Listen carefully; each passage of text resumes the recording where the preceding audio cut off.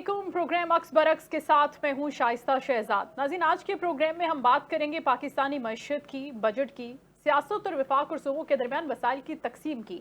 ये बहुत ही अहम मामलात है किसी भी मुल्क की तरक्की के लिए और किसी भी आवाम की बेहतरी के लिए कि वहाँ पर कितनी खुशहाली आ सकती है, कितनी बेहतरी हो सकती है वहाँ के आवाम के लिए, कितना लाइफ स्टाइल उनका अपग्रेड हो सकता है। इस पर वजीर खजाना मोहम्मद औरंगजेब ने इक्तिसादी सर्वे पेश किया है और ये दावा किया है कि मशरिक वस्ता के बहरान और आलमी गैर यकीनी सूरत हाल के बावजूद पाकिस्तान की मुआशी कारकर्दगी बेहतर रही है।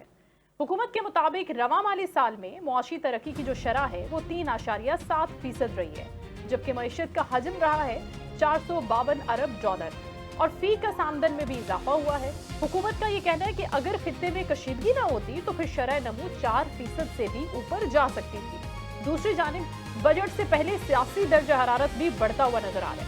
तहरीक इंसाफ के चेयरमैन बैरिस्टर गौहर खबरदार कर रहे हैं कि अगर बानी चेयरमैन से मुलाकात ही ना कराई गई हमारी तो फिर पीटीआई बजट इजलास का बॉयकॉट कर सकती है।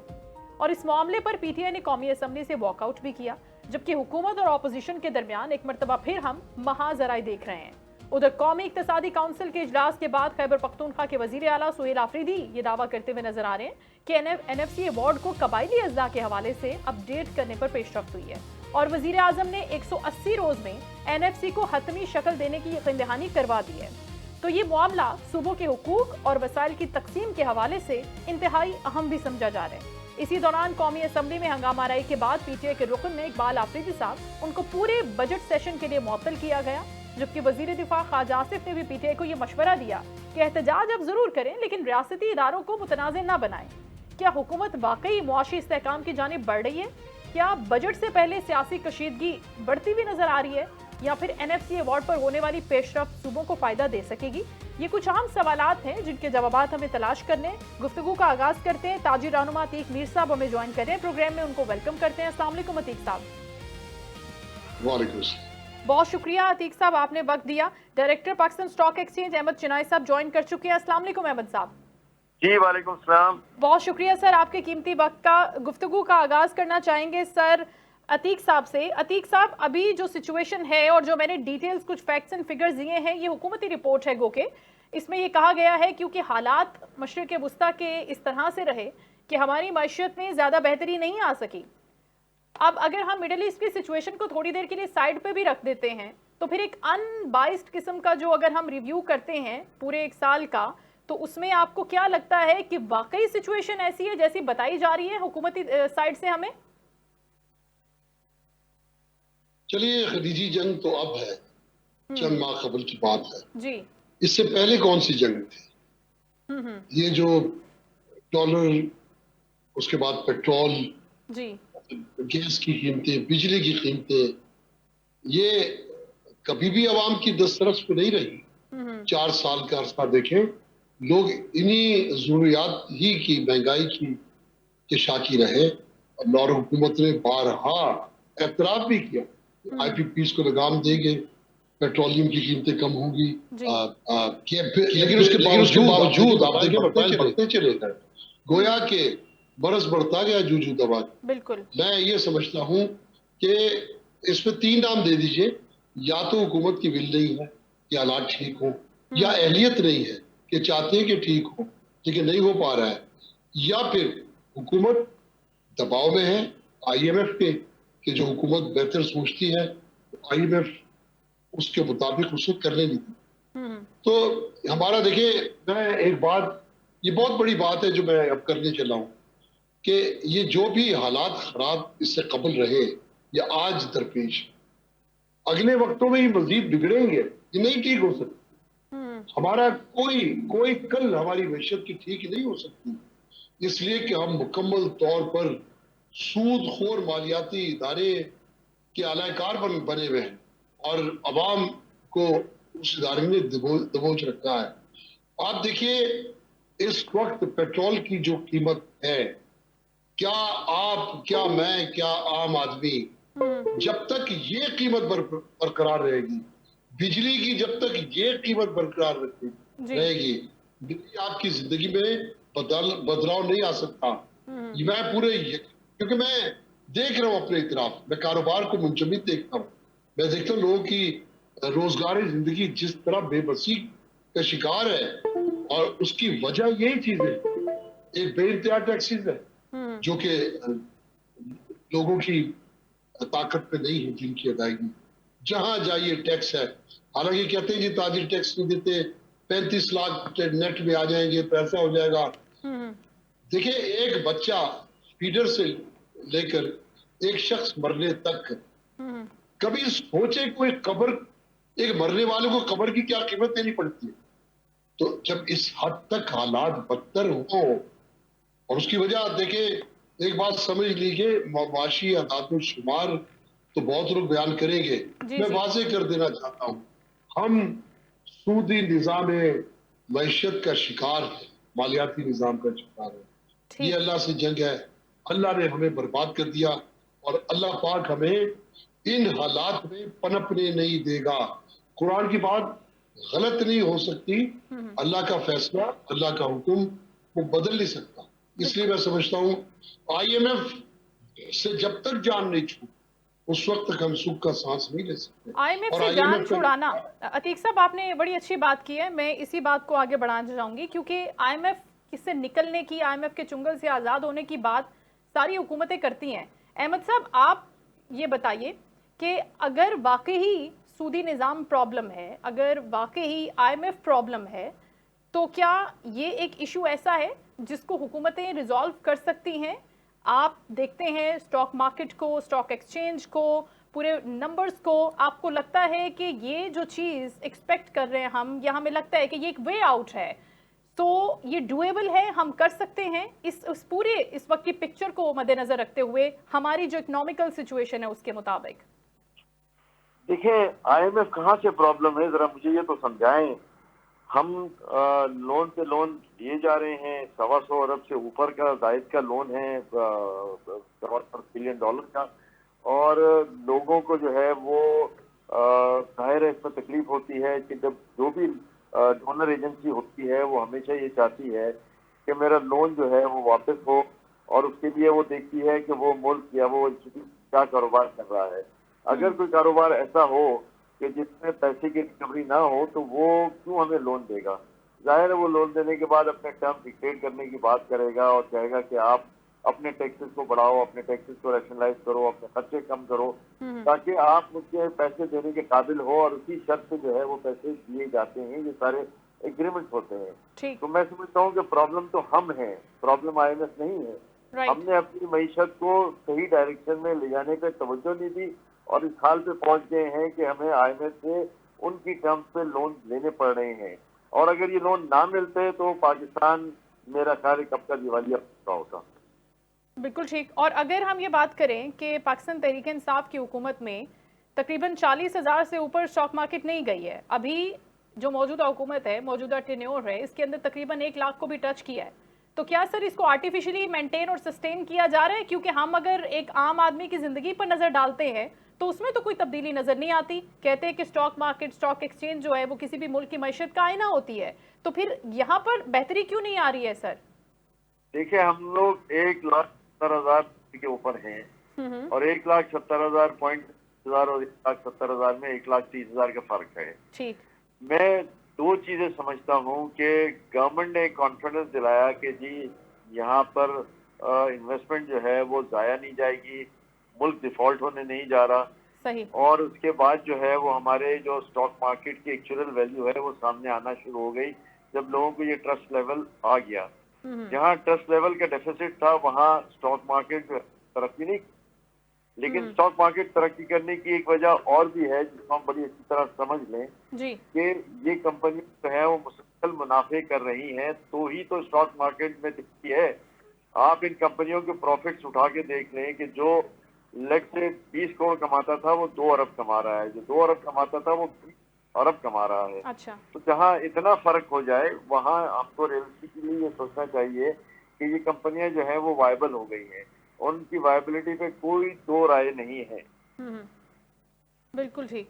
अतीक मीर साहब, आपने गुफ्तगू सुनी कि जहां पर एक बंदा 1 लाख रुपए कमा रहा था वो अब बहुत ज्यादा, ये अहमद शनाई साहब की आवाज बंद कर दीजिएगा कॉल की। अतीक साहब, अब आपने गुफ्तगू से अहमद चुनाय साहब की कि चीज़ें बेहतर हो रही हैं, लोगों के बिजनेस बेहतर हो रहे हैं, लेकिन हुकूमती सतह पर तो इस पर कोई काम नहीं हो रहा ना। आईएमएफ के पास जाना, वो कह रहे हैं कोई प्रॉब्लम नहीं है, आपको अपने सिस्टम को ठीक करना है, आप उससे निकलना नहीं चाहते, उसके लिए आपने कोई होमवर्क नहीं किया, उसके लिए आपने कोई वे आउट नहीं किया, आप पूरे का पूरा रिलाई करते हैं आईएमएफ के ऊपर और वहीं से सारी की सारी चीज़ें आपकी मुल्क की चल रही होती हैं। देखिए कि ये बात तो ठीक है कि चर्च खुद प्रॉब्लम नहीं है, उसको पीना प्रॉब्लम है, तो उसका तो शिकार है ये हुक्मरान।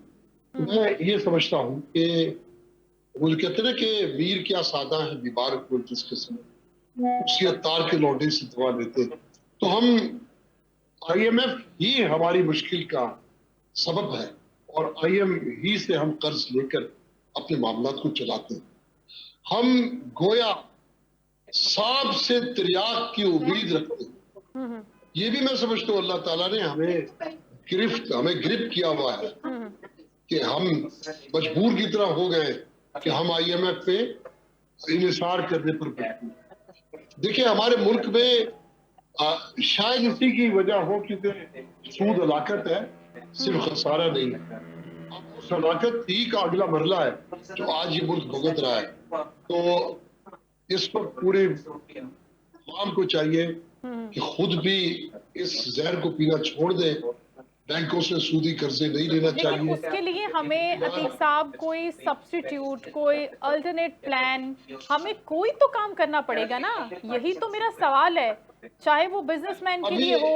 देखिए जी, अभी कुछ अर्सा पहले देखिए आप बाखबर होंगी इस बात से कि कुछ अर्सा पहले मालियाती इदारों में आईएमएफ ने अपने लोग बिठा दी, स्टेट बैंक में, उसके बाद एफबीआर पे। आज पूरी हुकूमत आईएमएफ की, यानी जो आईएमएफ चाहे वो हुकूमत करती है। तो ये सबब है कि मैं ये बात पूरी यकीन के साथ कहता हूं कि हमारी निजात जिस जहर को से बचने की है, जी, जी, वो तो हमारे लिए तिर्याक की शक्ल हो गया, उससे तो हम पीने पे मजबूर हैं कि यानी हमने जिससे बचना है हम बच नहीं पा रहे हैं। ये हुकूमतों को इसलिए फिक्र नहीं है कि उनके काम आसान हो जाते, वो कभी भी टैक्स के सिस्टम के लिए फिक्रमंद नहीं है, वो कभी टैक्स के निजाम को दुरुस्त करने की बात नहीं करेंगे। अभी भी देखिए ये जो स्कीम आई है, कहा गया फिक्स टैक्स निजाम आएगा, ताजरों का एतमाद बहाल होगा, एतमाद साजी की फिजा के बाद हम इंशाल्लाह, मैं आज भी कहता हूं अगर फिक्स टैक्स का एक मुनसिफाना निजाम आ जाए तो 35 लाख की बात करते हैं, जी, जी, 1.5 से 2 करोड़ लोग टैक्स देने को तैयार है। ये जरूर है एक ख्वाचे वाला एक छोटा केबिन, आप 1000-2000 के टोकन पहले भी दिए थे। देखिए बहुत बड़ी तादाद है, ये मिल्क शॉप्स हैं, छोटे जनरल स्टोर्स हैं, जी, जी, बेकरीज हैं जहां जो टैक्स नहीं देते ना उनको कोई पूछता है। एक टोकन सिस्टम आप राइज करें, मैं समझता हूं कि अगर 2000 से लेके 1 लाख तक के फिक्स टैक्स टोकन मिलाया जाए और सख्त तरीन, अभी कहते हैं ना कि अभी वजीर खजाने ने कहा जो भी सिस्टम को अपनाने से गुरेज करेगा या टैक्स के दोनों सिस्टम में नहीं आएगा तो उसको जुर्माना होगा, इतने लाख रुपए देने होंगे या इतने हजार रुपए, तो उस पर जुर्माना करें। आप पहले की स्कीम तो दे जो काबिले अमल हो। एग्जैक्टली, जो वो कर सकें, जिसके लिए वो करने पर रजामंद हो जाए, उनके लिए भी आसानी हो और वो खुद भी करें, खुद से वो कर सकें। आपको जुर्माना करने की, उनके खिलाफ कार्रवाई करने की, उनको सजा देने की जरूरत ना पड़े। अमल टैक्स स्कीम लाए और फिर कोई उससे गुरेज करे तो आप गर्दन से दबोच लें, हम कदम ब कदम आपके साथ हैं। जो टैक्स, मैं भी समझता हूँ टैक्स ना देने वाले बहुत सारी ऐसी चीजों के बेनिफिशियरी हैं जो उनका हक नहीं बनता, इसलिए हुकूमत पहले अपना खिदमत तो दुरुस्त करे, ऐसा कोई निजाम तो लाए। जब हमसे बात तय हो गई तो फिर आपको क्या जरूरत है टर्नओवर टैक्स लाने की? टर्नओवर में फिर वही हिसाब किताब है, फिर वही पकड़ धकड़ है, अब फिर वही आप अकाउंट्स देखेंगे। तो ये मैं फिर कहता हूँ कि ऐसा नहीं कि हुकूमत नहीं जानती कि बेहतर निजाम क्या है। इस मुल्क में मईशत दानों का भुगतान नहीं है। बिल्कुल, आपके घर का फर्द बेहतरीन बजट बना सकता है, लेकिन वही लेकिन बात है आज सर भी कि सूरत आप हाल है। आप उन लोगों को यूटिलाइज तो करें ना, आप उनसे काम तो लें, आप उसके बाद ही कोई बेहतरी आज लाने के बारे में बात कर सकते हैं फिर। उनसे काम, आईएमएफ काम तो लेने दे। आईएमएफ ने तो हमारी हुकूमत का ये हाल कर रखा है कि जैसे कोई मोहल्ले का पंसारी हो, कोई ग्रोसरी की दुकान हो, वो किसी को कर्ज सौदा देता हो और फिर इस तरह उसको दबोच ले कि वो पंसारी तय करे कि आज आपके घर में क्या पके। ये तो ये हाँ, इससे बेहतरी नहीं हो सकती। सैयद ताहिर हिजाजी साहब हमारे मौशात हैं, ज्वाइन कर चुके हैं। अस्सलाम वालेकुम ताहिर साहब। सलामकुम। वालेकुम बड़ी अच्छी सलाम। डिस्कशन चल रही है, बड़ा मुझे मजा आ रहा है। थैंक जी यू सो मच बिल्कुल। सर। हम चाहते हैं कि थोड़ा आप भी हमें एनलाइटन करें। जी जी अतीक मीर बताइए। साहब अपनी बात करें, अहमद चिनाई साहब भी बहुत अच्छी बात कर रहे हैं, लेकिन आप ये बताइए कि एक तो सबसे बड़ा सूदी निज़ाम जिसके ऊपर अतीक मीर साहब ने बात की, जी फिक्स टैक्स की उन्होंने बात की, और जी जी जी उसके साथ साथ हम बात कर रहे थे अहमद चिनाई साहब से स्टॉक एक्सचेंज के हवाले से, स्टॉक मार्केट के हवाले से। ऐसी कौन सी चीज़ों की तरफ हुकूमत को फौरी तौर पर आना चाहिए, शिफ्ट होना चाहिए? क्योंकि देखें दुनिया डिजिटलाइज हो रही है, दुनिया की मैशतें आगे बढ़ रही हैं, क्यों नहीं पाकिस्तान जहां पर पूरी वर्ल्ड कैनवस पे अपना नाम रोशन कर चुका है, तो मुआशी लिहाज जी से इतना पीछे और नीचे है कि हमें शर्म भी आती है बात करते हुए। तो हम क्यों नहीं ये कर सकते? सबसे पहले तो वो बैरियर क्या है, वो क्या रुकावट है जो हमें रोक के रखे हुए है कि हम आगे नहीं बढ़ पा रहे? सबसे पहले तो आप उस चीज़ को हाईलाइट कीजिएगा, एंड देन उसके जी बाद जी। आप बताइएगा कि हुकूमत कहाँ पर लैग कर रही है।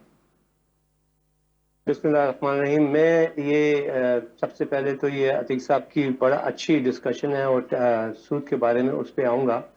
लेकिन सबसे पहली चीज़ ये है कि आप जब बात की है कि हमें शर्म आती है दुनिया के सामने, बिल्कुल सही है। हम पाकिस्तानी, मैं इस वक्त अमेरिका में बैठा हूँ, मुझे किसी से डिस्कशन करनी पड़ती है, मुझे बड़ी शर्मिंदगी उठानी पड़ती है कि देखो हम किस तरीके से गवर्नमेंट चला रहे हैं। जी लेकिन मसला ये है कि हर काम के लिए, क्रिकेट खेलने के लिए क्रिकेट का प्लेयर चाहिए, क्रिकेट खेलने के लिए हॉकी का प्लेयर नहीं चल सकता। बिल्कुल।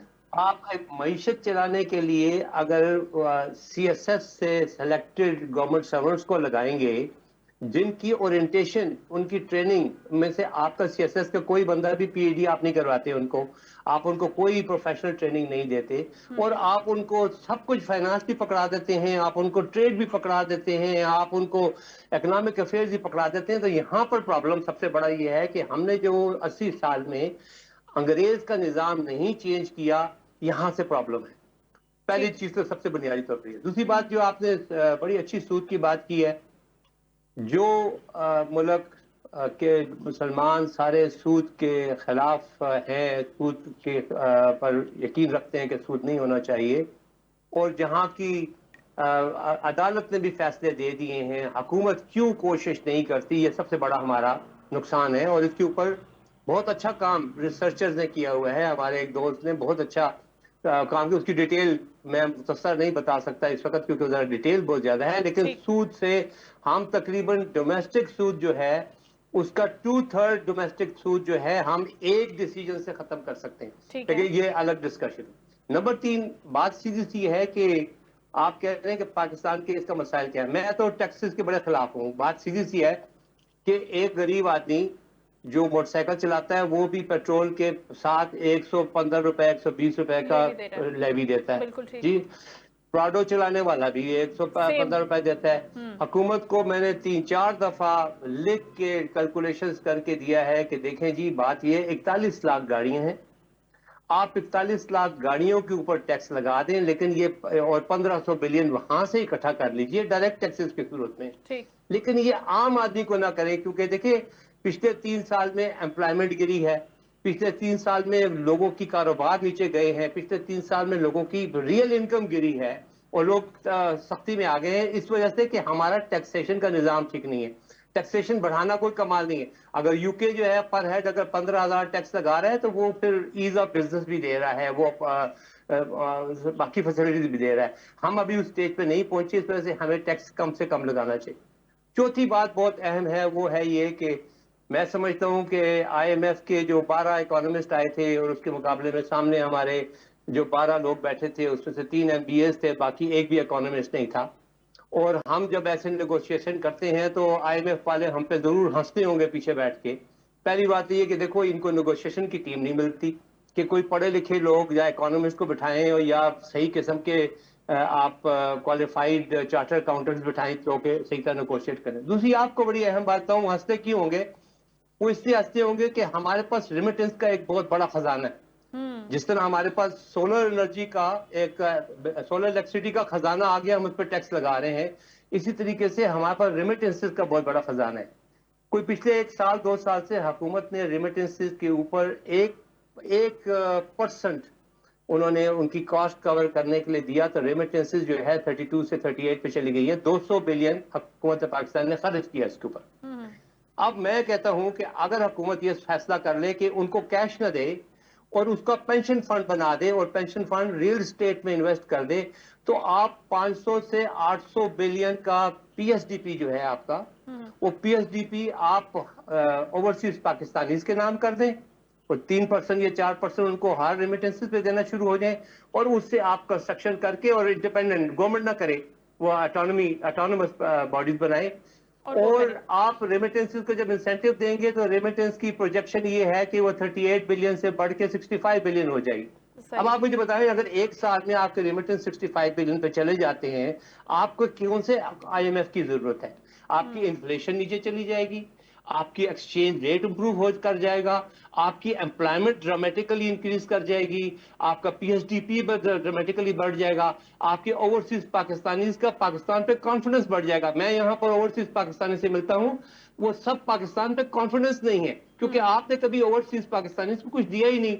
मैं कहता हूँ ये पेंशन फंड दे दीजिए, ये आप इंट्रोड्यूस कर दें, इसमें आपका एक पैसे का नुकसान नहीं है, इकोनॉमी ग्रो करेगी। इकोनॉमी की हमने कैलकुलेट किया है, अगर आप ये दे दो साल के अंदर सिर्फ जीडीपी 1.5% इससे बढ़ेगी। तो कहने का मकसद ये है कि तरीके तो हैं, आप अगर बैठे डिस्कस करें, लोगों को एक्सपर्ट्स को बुलाएं। आजकल पाकिस्तान में नौजवान इकोनॉमिस्टों की एक बहुत बड़ी टीम है जो बहुत सी रिसर्च कर रही है। मैं रिसर्च का चूंकि एक्सटर्नल एग्जामिनर होता हूँ पीएचडी के थीसिस का, एमएस के थीसिस का, मुझे हैरत होती है कि इतने काम की रिसर्च हो रही है लेकिन रिसर्च पढ़ने वाला कोई नहीं है, समझने वाला कोई नहीं है। तो जब तक आप अपने रिसोर्सेज को नहीं इस्तेमाल करेंगे और हर तरफ जिस तरह आईएमएफ के ऐसे गौरों को देखेंगे, वो आके आपका बजट बनाए, वो बताएंगे कौन सा टैक्स लगेगा, और आप उनसे नेगोशिएट भी नहीं कर सकते। अफसोस तो ये है ना कि जब भी आप नहीं, वो आपकी ग्राउंड रियलिटीज को, वो आपके मसाइल को किस तरह से अंडरस्टैंड कर सकते हैं और किस तरह से उसका वे आउट दे सकते हैं। बात तो ये है, आपके बिल्कुल वो नहीं दे सकते, बिल्कुल सही कह रहे हैं आप। आपके 8 लाख के करीब लोग पिछले एक साल में 2025 से लेकर 26 तक जो है वो चले गए, मुल्क से बाहर ही चले गए, रवाना हो गए यहाँ से। और आपके पास जो ऑलरेडी यहाँ पर टैलेंटेड लोग हैं या जो काम के लोग हैं, जो इकोनॉमी के लोग हैं, आप उनको यूटिलाइज नहीं कर रहे। मीर साहब, आप ये बताएं कि अगर बजट आ रहा है, मुमकिन तौर पर कल बजट आ रहा है ना, आप ये बताएं कि आपका, मीर साहब से सवाल है, मीर साहब आपका कितना इनपुट होता है? हुकूमत आपसे पूछती है, आपसे मुलाकातें करती है, आपसे सजेशंस लेती है, क्योंकि बिजनेस कम्युनिटी का तो बहुत बड़ा रोल होता है इसके अंदर।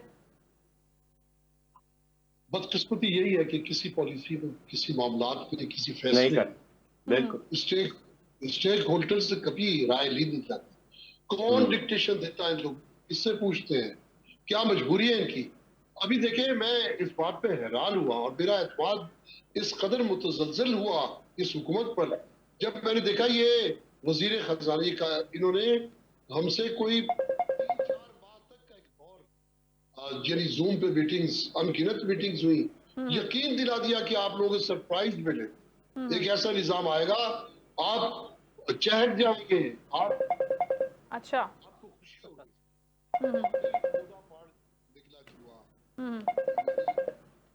यानी ये फिर वही सिस्टम घूम फिर के आ गया कि गोशवारा भरे, अपनी सेल बताएं, अपना टैक्स में आप और तमाम मालूमात उस गोशवारे में आप पूछ रहे हैं।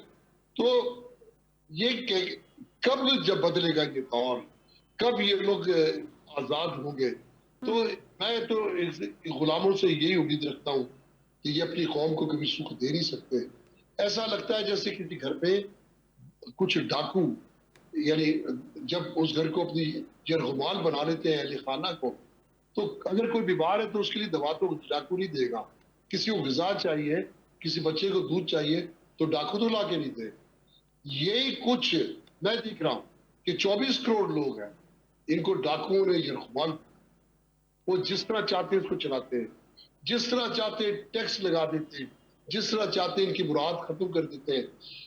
IMF, देखिए मैं एक बात मेरी गौर से सुने, जी। और जो लोग सुन रहे हैं, कुरान पाक में जितनी सख्त वही सूद के बारे में है, किसी बड़े से बड़े गुनाह के बारे में, मुझे बड़ा तजस्सुस था कि अल्लाह पाक ने एक माली लेन देन के बारे में इतनी बड़ी बात कर दी कि नहीं बाज आते तो मेरे और मेरे नबी की जानिब से तुम्हारे खिलाफ ऐलान जंग है। तो मैंने बहुत से उलमा किराम की तफासीर देखी कि ये ऐसा क्यों है।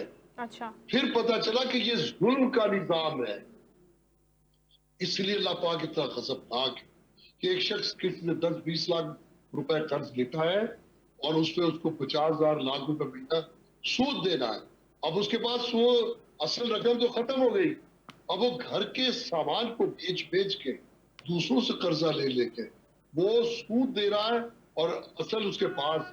ये वो लोग मेरी बात को समझ जाएंगे जो लोग या ये क्रेडिट कार्ड से जिन्होंने कर्जा लिया फंस गए, बैंकों से लोन लिया फंस गए, तो अल्लाह पाक इसको दुश्वार बना दिया।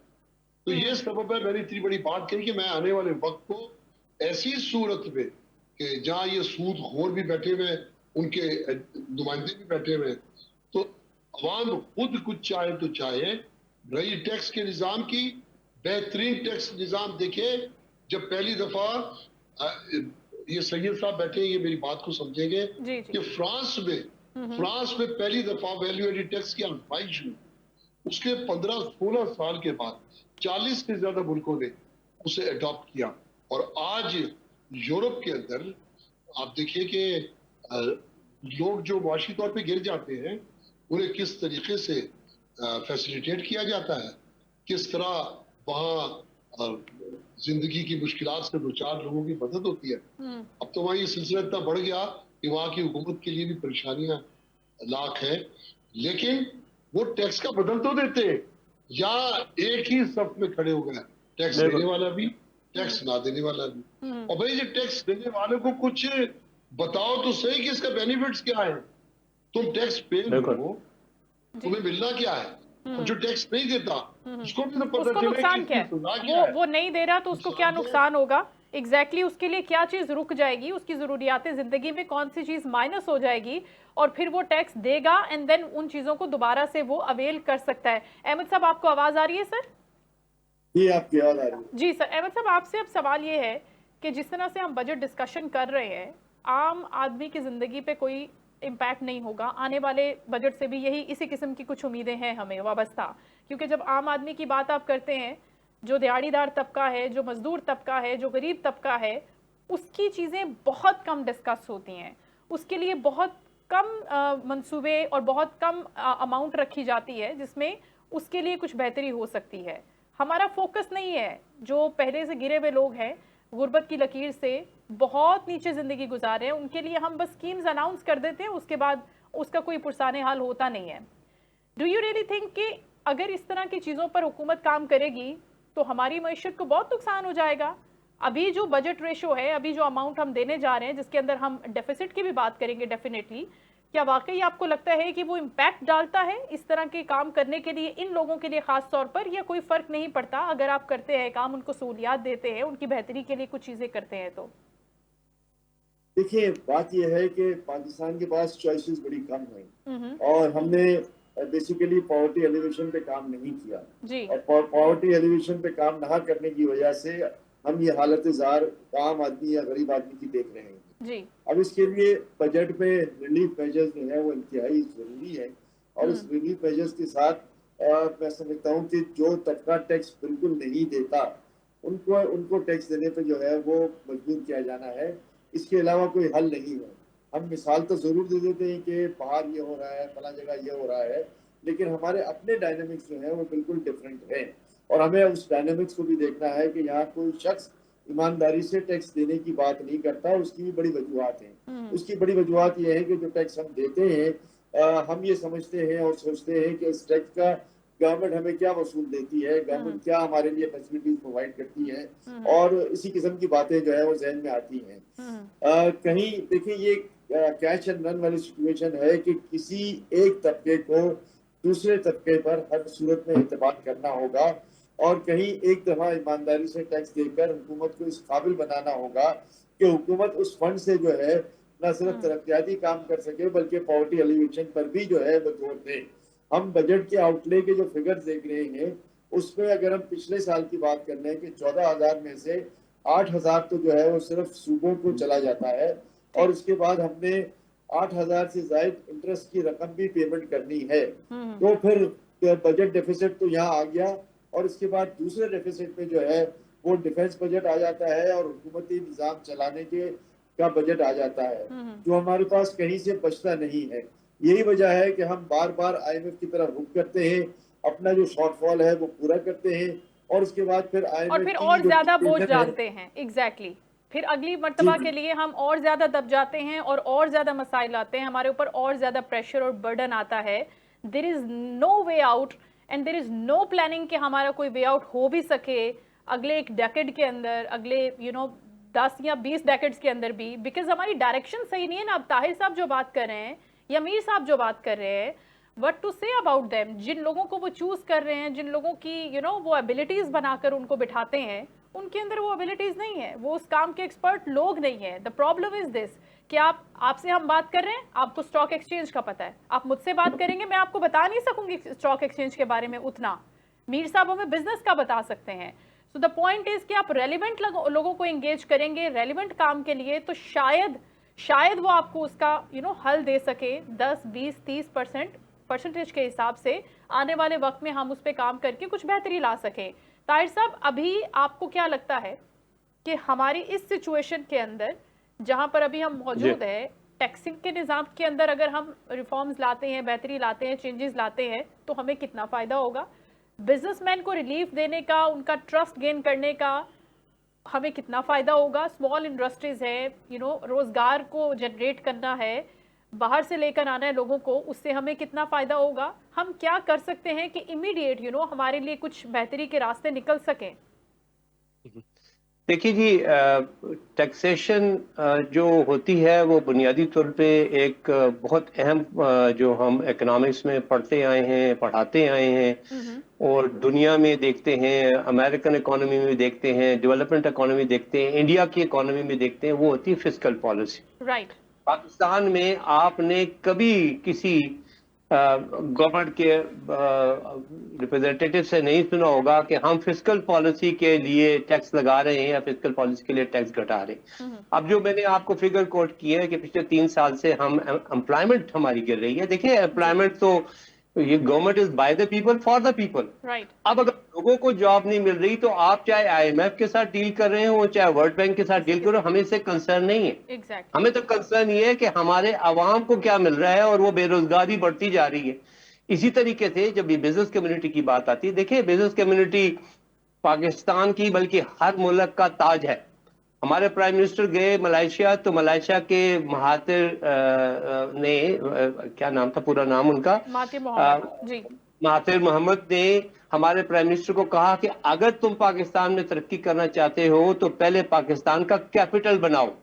मतलब उनका ये था कि पहले आप अपने बिजनेसमैन को खड़ा करो, उनका कद बढ़ाओ, क्योंकि वो जॉबें भी दिलवाएंगे, वो अपने मेहनत से जॉब भी दिलवाएंगे, वो अपने मेहनत से फॉरेन एक्सचेंज भी कमाएंगे। देखिए, आपकी एक्सपोर्ट जो हो रही है वो हुकूमत तो एक्सपोर्ट नहीं कर रही ना, ये बिजनेसमैन कर रहे हैं। आप इन बिजनेसमैन को अपना चोर बना लेते हैं। ये तो आपके हीरो है। मैं कहता हूँ ये बड़ी इंपॉर्टेंट चाल है, हमें अपनी सोच बदलनी पड़ेगी। ये जो ब्यूरोक्रेसी की सोच है ना कि हर कोई चोर है हमारे सिवा, हालांकि सबसे ज्यादा चोर गवर्नमेंट खुद बजाते खुद है। हम गवर्नमेंट, ये प्राइवेट सेक्टर जो है, जो ये चैम्बर के मेंबर्स है, ये हमारे हीरो हैं। इनको हीरो डिक्लेयर करना चाहिए, हर साल इनको अवार्ड देने चाहिए, हर साल इनको वेलकम देना चाहिए और इनको मतलब एक खास स्टेटस देना चाहिए। ये जब इन्वेस्ट करते हैं, अब आप इंडिया में देते हैं, टाटा का नाम लेते हैं, फलां का नाम लेते हैं, या जो भी आप जापानी टोयोटा वगैरह का नाम लिए, कौन लोग हैं? ये गवर्नमेंट तो नहीं है, ये तो आवाम है। ये वो बिजनेसमैन है जो अपने हुनर से, अपनी मेहनत से, अपनी सोच से ये मुल्क में कारोबार भी बढ़ाते हैं, रोजगार भी बढ़ाते हैं और मुल्क को टैक्स भी देते हैं और GDP में भी ग्रोथ करते हैं। तो पहली चीज तो ये है कि अगर आपने चाहते हैं कि पाकिस्तान का किबला दुरुस्त हो तो सबसे पहले आप इन बिजनेसमैन वालों से बात करें, इनसे पूछे, और जो ये कहते हैं कि और ये ज़हन से निकाल देंगे ये चोर है। ये जो आपका है ना कि जी ये खा गए मुल्क को, 22 खानदान खा गया, 24 खानदान खा गया, ये एक बहुत गलत ये हमारे दुश्मन ने किस तरीके से हमारे दरमियान में ये चीज डाल दी है कि ये लोग हमारे दुश्मन है, हालांकि ये हमारे हीरोज हैं। तो इन हीरोज को पहले आप आगे लाएं, इनसे बैठ के डिस्कस करें और इनसे पूछ के एक एक चीज का बनाएं। मुझे याद है कि कोई चंद साल पहले की बात है कि श्रीलंका के साथ कोई एक एग्रीमेंट हो रहा था गवर्नमेंट ऑफ पाकिस्तान का। तो मुझे फॉरेन ऑफिस ने कांटेक्ट किया इनफॉर्मली कि हम कोई उनके साथ ट्रेड एग्रीमेंट्स करना चाहते हैं, तो आप बताएं आपका क्या वो है। तो मैंने उसको कहा भाई मैं श्रीलंका की ट्रेड के मैं ट्रेड का एक्सपर्ट भी नहीं हूँ और श्रीलंका के बारे में ज्यादा नहीं पता, आप चैम्बर ऑफ कॉमर्स से बात करें। वो आपको बताएंगे, जो एक्सपोर्टर्स हैं वो आपको बताएंगे, इम्पोर्टर्स हैं वो बताएंगे कि कहाँ पर। हाँ। बिल्कुल ठीक। Thank you so much. गुफ्तगू कर रहे थे ताहिर साहब आप, और रतीक मीर साहब हमारे साथ थे, अहमद चुनाई साहब हमारे साथ थे। गुफ्तगू कर रहे थे बजट जैसे अहम मामले के ऊपर, और बहुत ही फ्रूटफुल बात भी की उन्होंने, और बहुत प्रोग्रेसिव और पॉजिटिव बात है हुकूमत के लिए भी। जब हम किसी भी चीज़ पर तनकीद करते हैं या कोई मुद्दा कोई सवाल उठाते हैं, कोई क्वेश्चन रेज करते हैं, तो इट डजंट मीन कि हम मोक कर रहे हैं। ये भी हो सकता है कि बेहतरी के लिए एक चीज़ जो है वो इतनी हाईलाइट की जा चुकी हो, उसको इतनी बार पॉइंट आउट किया जा चुका हो कि उसके बाद वो एक एग्रेशन, एक फ्रस्ट्रेशन बनकर सामने आ रही हो, जिसमें हम मीर साहब को भी गुस्से में देख सकते हैं या किसी और ताजिर को भी देख सकते हैं, क्योंकि जो वो पॉलिसीज़ दे रहे हैं, जो सजेशंस वो दे रहे हैं, उनके ऊपर उस तरह से काम नहीं होता या उसको उस तरह से सीरियसली नहीं लिया जाता। तो अपेरेंटली इन सब की गुफ्तगू से यही लगता है कि हमें IMF से निकलने के लिए अपने लोकल लोगों को, उनकी एबिलिटीज़ को, उनके काम को अप्रिशिएट करते हुए आगे बढ़ना चाहिए, उनको जगह देनी चाहिए, और उसके बाद हम उनको अप्रिशिएट करें और यहाँ से वो पाकिस्तान को अपलिफ्ट करें। यही लोग हैं जो कर सकते हैं। बाहर से आने वाले लोग, बाहर से आने वाली टीमें, बाहर के लोगों को इंगेज करना कभी भी मसले का हल परमानेंटली नहीं हो सकता। वो फॉर द टाइम बिंग आपको एक मुश्किल से निकाल सकते हैं, जिस तरह से हम निकले थे खान साहब की हुकूमत के जाने के बाद। बहुत अच्छी बात है, काबिल तहसीन है, लेकिन हमने इंडिपेंडेंट तो होना है मुआशी तौर पर। तो इकॉनमी को बेहतर करने के लिए हमें अपने इकोनॉमिस्ट को इस्तेमाल करने की ज़रूरत है। शो का वक्त खत्म हो, अपना ख्याल रखेंगे। इंशाल्लाह कल आपसे दोबारा मुलाकात होगी। अल्लाह हाफ़िज़।